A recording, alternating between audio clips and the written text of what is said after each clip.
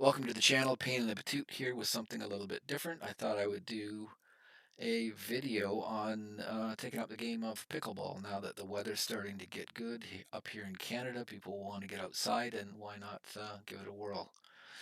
Um, I started it up because I moved out of Toronto to a smaller area that doesn't have as much in the way of tennis facilities and clubs. But on the suggestion of a friend of mine, I did find that there's a pretty good pickleball community in the area. So he said, because he does teach tennis and squash, that I shouldn't have too much trouble learning the game, and he's correct. I've been playing for roughly 5 months, and I can play at a reasonable level, enough to have fun and enough that I don't embarrass myself. Um, I think anybody who's a tennis player can easily pick up the sport. Why? Well, there's a lot of things that can crossover between the two games. There's more similar than squash, which was my other main game. Um, some of the things that cross over are the grips. Forehand grips are continental or eastern. You might have somebody that does more, but yeah, it's rare. I haven't seen any. You can use the eastern and switch grips a bit on your backhand. Again, game's pretty quick. I don't see a lot of people trying to do much of an adjustment on their grip. They just kind of get by. The Eastern grip is great for forehand, not so great for backhand and pickleball.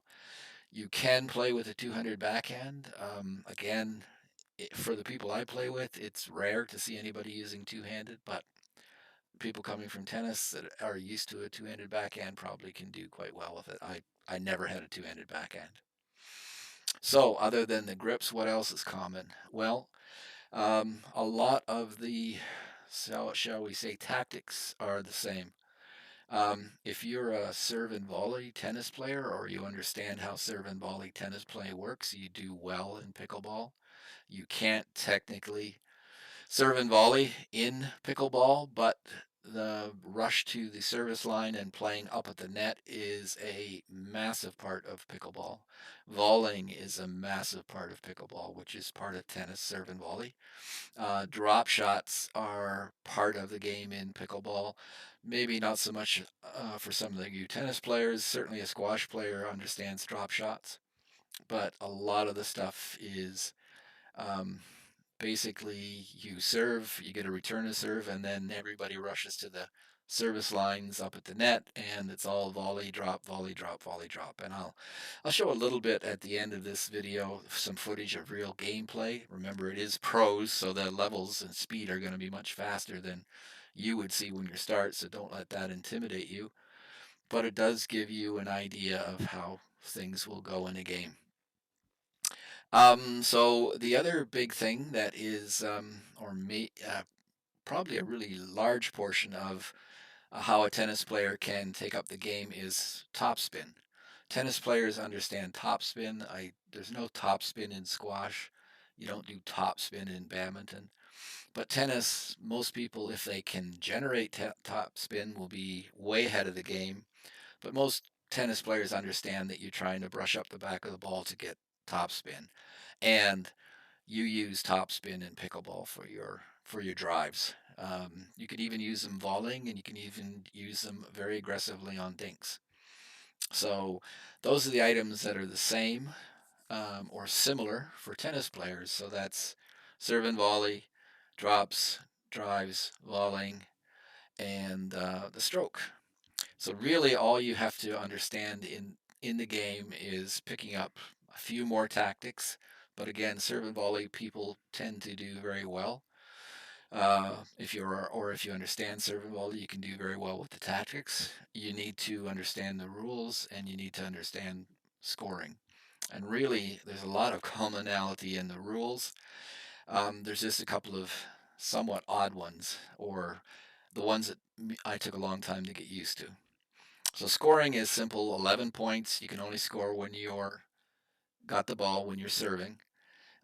There's no 30 or 40 loves or deuces or anything like that. It's simply 1, 2, 3, 4, 5, 6, 7 up to 11.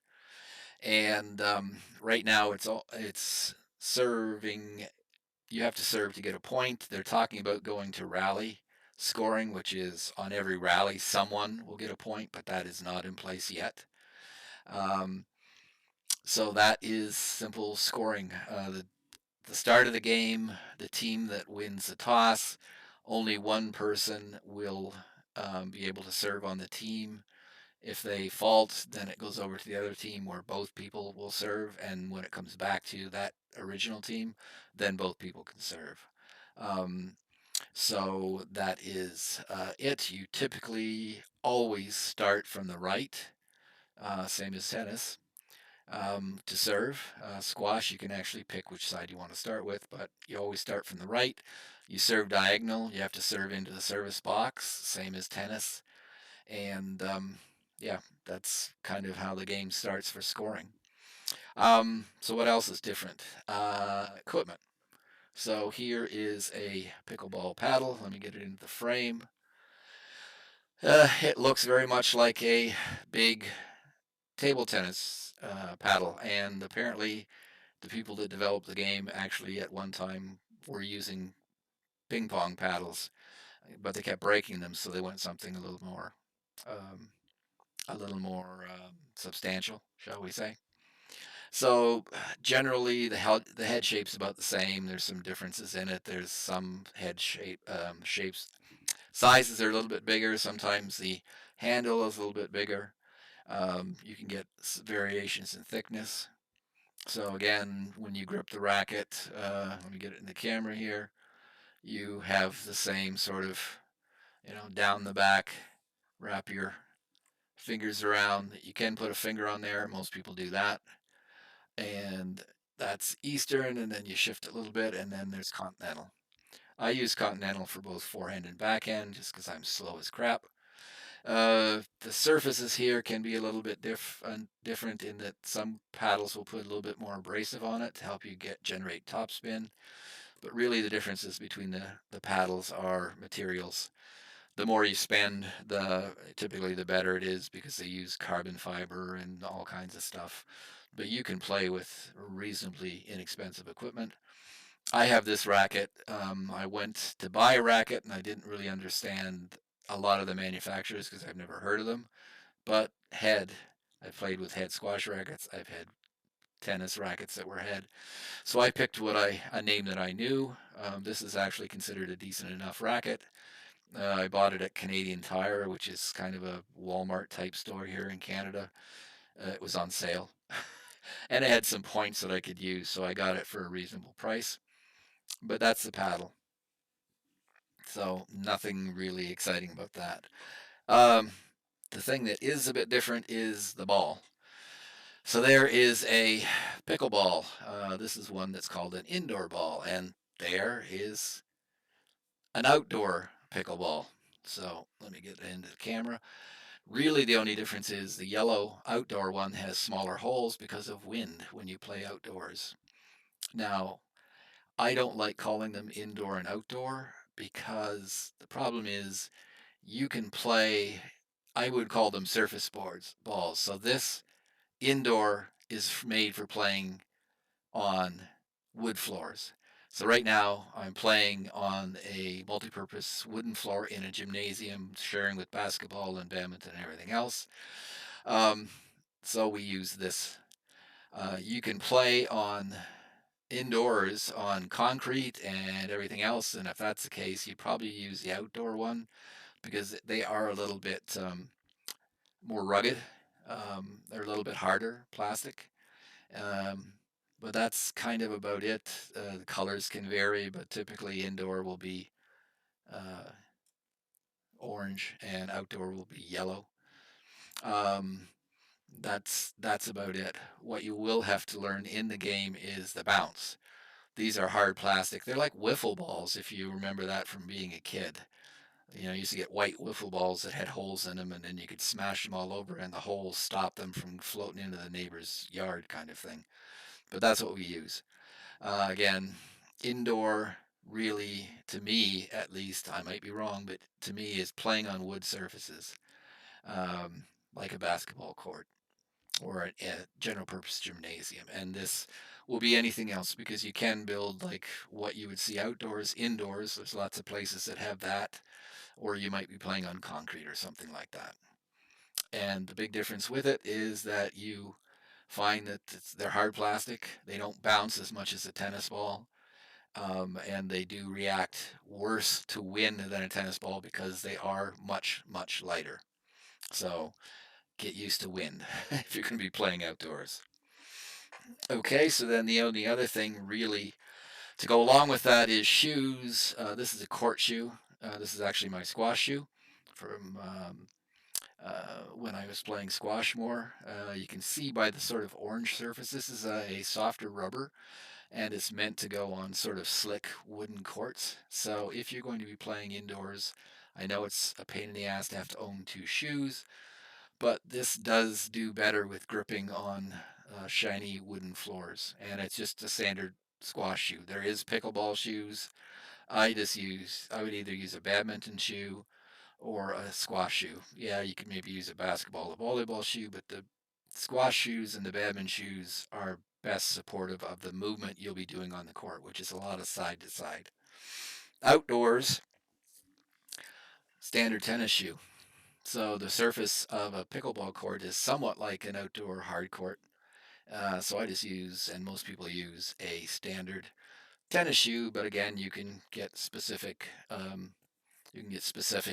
pickleball shoes. I just happen to have this slightly used tennis shoe, and that's what I plan to use going forward. And that is kind of it. Clothing, just whatever you wear for playing tennis. Something light and comfortable, and you're going to sweat, so get something. I wouldn't wear a cotton t-shirt if anything. So that is kind of it. I'll then move on to rules, which are, again, I don't really have a court here. I can't really demonstrate stuff. There's plenty of videos. This is going to be purely talking, but there are two rules, and I will switch to just a picture of a game. So here is a pickleball match just about to start. You can see here that there are the standard service box, service line, dividing the two service boxes. The person serving is at the baseline and is serving diagonally to the other person. The same as in doubles tennis, your serve person receiving the serve will be back at the baseline and the partner will be up at the service line. Immediate upon returning serve, this person at the back will immediately run up to the service line. These two people will stay back because of the rule I'm about to explain to you, but their goal will be to get up to the service line. And like I said, the game is serve, return of serve, then both teams are up at the net, and it's volley, volley, volley, dink, dink, dink, dink, dink, and that's all. That's what you do. You don't see a huge number of, in doubles at least, pickleball, which is what I'm familiar with. You don't see a lot of people standing at the baseline whacking away because if you do that, the other team will just drop the ball over the net on you. So looking at this, there are the two different areas, and I'll start off with the kitchen. So this slightly lighter blue section is known as the kitchen. Really, its technical name is the non-volley zone. So what that means is you cannot step into this light blue area to volley a ball. Um, that is because people, when they started playing or developing the game of pickleball, would run directly up to the net and stand there and just block anything coming over the net. So you have to stand behind this line and you can volley something. If the ball is in the blue area and you volley it and you step on the line, or your momentum carries your foot into the kitchen or to step on the line, it'll be a fault. You could say it's a foot fault for like tennis. There are foot faults in serving from pickleball. You cannot step on the line when you're serving, and you cannot step. The momentum cannot bring you in. You have to have struck the ball before you can step in. But the kitchen is, again, non-volley zone. So what you can do, however, is if the ball crosses the net and bounces in this lighter blue section, the kitchen, then you can step on the line, you can step into the kitchen to play it. But if the ball is coming over the net, you cannot step into the kitchen to volley that ball. And it takes a while to get used to that. Um, I would find that I would be standing right on top of the line here, and through a lot of action, my toe would eventually touch the line and I would get called fault. So I typically stand back, 6 or 8 inches from that line for that reason. So that is the kitchen. And the other thing is, other rule that I'll explain that's very important and takes a little getting used to is the two bounce rule. So what that is the ball has to bounce once on each side before you can volley it. So in this case, the server with the name running up her back serves to their opponent on the other side of the net. That's bounce one. The returner will hit the ball back and it will come back to the server. That will be bounce two. Once that's happened, then you can do whatever you want. But that is why you'll see the team serving stay back after they've served the ball until it comes back, because if they were to run up to the line, they would not be able to play the ball because it must bounce twice. So if they were to run up to the line, then the other team would just, hit anything to them because they couldn't touch it. Otherwise, they'd lose the point because of it. Um, you might want to check out some more rules videos to get more detailed on that, but that's simply what it is. It must bounce on the far side of the net. Once you serve, it must bounce on the far side of the net. The returner sends it back, and it must bounce before you can strike it. So I'm just going to roll this footage a bit to show you. But this again is a typical start with the serving team at the baseline. Sometimes you'll see some weird things that one player is always going to play, wants to play it from the right. So you can see them lined up in an I formation. There's all kinds of weird formations, but this is kind of the standard. The person receiving the ball is behind the baseline.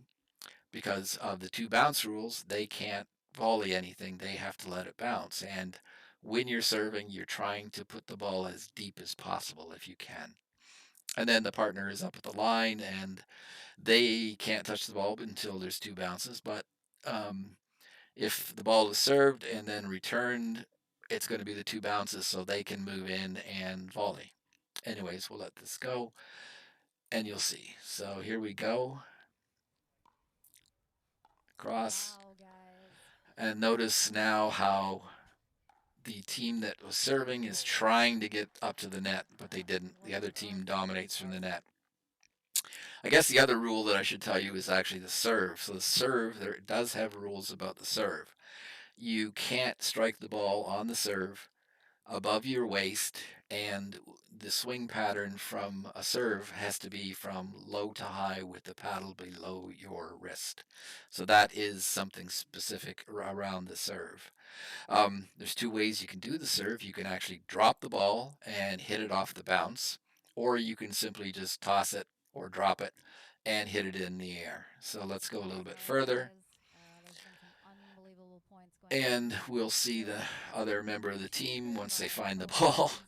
Subscribe Do down the below serve. for Nope, more it's going to be over to the activities. far side because they were starting the game, and as I said, 7-6 only one Waters lead. member of 7-6. the serving team Apologies um, for gets to serve at the start. So again, there's the low to high, top spin.